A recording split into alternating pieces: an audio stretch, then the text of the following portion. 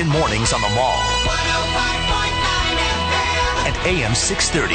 WMAL. 737 on WMAL, where Washington comes to talk, in difficult times like these. Mr. Neiman, we need someone who can see with clarity, who can just express to us in clear and uncertain terms exactly what's going on in the world. And such a man is on the phone now. He is. I refer to the one and only Tucker Carlson for the Daily Caller. Hello, Tucker.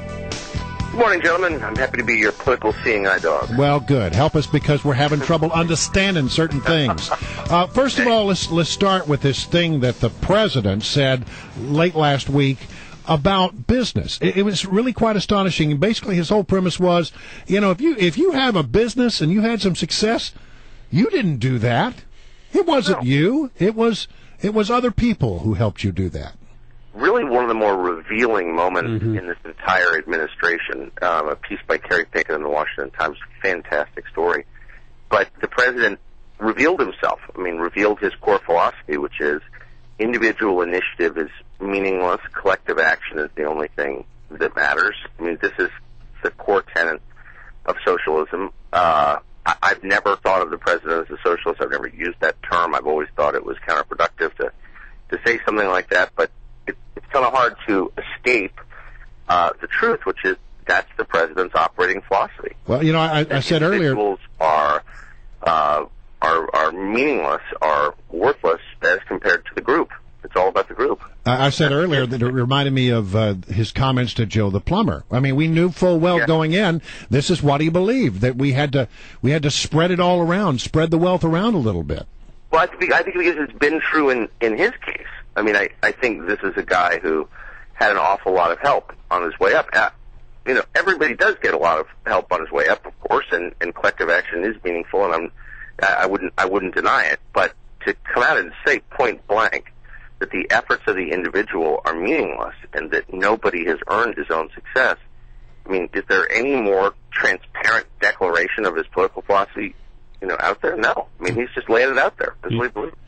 Yeah, there wasn't a lot of mention of that this weekend in the news cycle, but people are obsessed, or the media is obsessed, the Obama campaign is obsessed with this Bein story that doesn't want to go away. I have two questions. Number one, is there any there to this, and has the Romney campaign handled it the right way at this point? Well, let me answer the second question first and say no. It's been appalling, and it's really troubling. Look, there's only one way for Romney to win this election, and that's to turn the conversation to the last 4 years and the president's performance and remind voters that he hasn't done a very good job. Most voters don't think he's done a good job, and if Romney can keep the conversation there and make this election a referendum on the president's job performance, he can win. The way he loses is very simple. Make it about him. And he's done that. So the Obama people are attacking him on his tenure at Bain and blaming him for outsourcing. The whole thing is ludicrous. But rather than just sort of wave his hand and smile and say, come on, let's talk about 8.5% unemployment right now, which is what he should do, Romney is engaged and basically challenged the president to a duel, and you must apologize for lying about my record. Look, anytime you're demanding an apology, you're losing. And you're also whining, as the Obama people pointed out. I can't imagine why they would do this. I can't imagine why the Romney people would fall for the oldest trick in the book, but they have. It's pretty upsetting. So it now appears that what the president did to DOMA and what he did to the DREAM Act, which is basically ignore the parts of the law that he didn't like and enforce the parts that he does like, is apparently going to be the approach on welfare reform, where they have apparently decided they're going to grant waivers to the states that would basically undo welfare reform as we know it.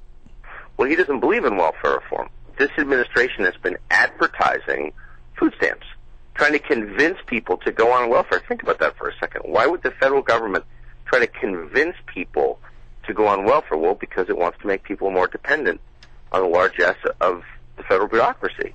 Because if you believe, again, that nothing is accomplished by the individual, everything is accomplished by the group, as he said, and he does believe that, then why wouldn't you advertise welfare? Look, you're dealing with a guy whose operating philosophy is just a lot more liberal than we've seen in a long time. This is not Bill Clinton. Barack Obama is not Bill Clinton. No, he's definitely Bill Clinton is a screaming right-winger by comparison. I don't think Bill Clinton would have ever said, that's not your business, you didn't build it, somebody else built it. I cannot imagine Bill Clinton ever saying something like that. But doesn't it say, though, that if what the president's doing with this welfare is, hey, you know what, the job situation isn't very good, and there's all this talk always about bipartisanship. This was probably the most popular bipartisan law that was ever passed in the last 50 years when it comes to welfare, and he's going to undo that. Yeah. Well, and the essence of the reform was tying benefits to work. I mean, why shouldn't you at least make an effort? I mean, you're asking me to pay for something, right? I mean, you're saying to me, look, you've got a job, you give me your money, you work on my behalf. And so why shouldn't I say to you, well, do something in return for that? I mean, of course, there's a moral justice in that, but Obama doesn't see it because he doesn't think that you're responsible for your life outcomes. Yeah. He's already told us that. It's the group's responsibility. You got a headline on the Daily Caller that says that there's going to be a showdown between Obama and the Republican House over immigration. What do you know about that? Well, this is something that the Obama administration wants because the Obama campaign wants it. I mean, look, the Obama campaign is not even being conducted in English at this point, basically. It's all about convincing Hispanic voters to come out for Obama. And so it's not clear why the Republicans would want to fight on this question because it falls right into the Obama campaign's plan, which is put immigration at the very, at front and center of this campaign, scare the hell out of Hispanic voters, convince them that Romney hates them, and get them out to vote. And if you do that, you win. Oh man, I just keep shaking my head because because all this comes down to one thing: a naked attempt to use the office of the presidency to shore up and grab and buy votes. Oh, they're not even pretending. I mean, they're not even, putting frosting on this cake.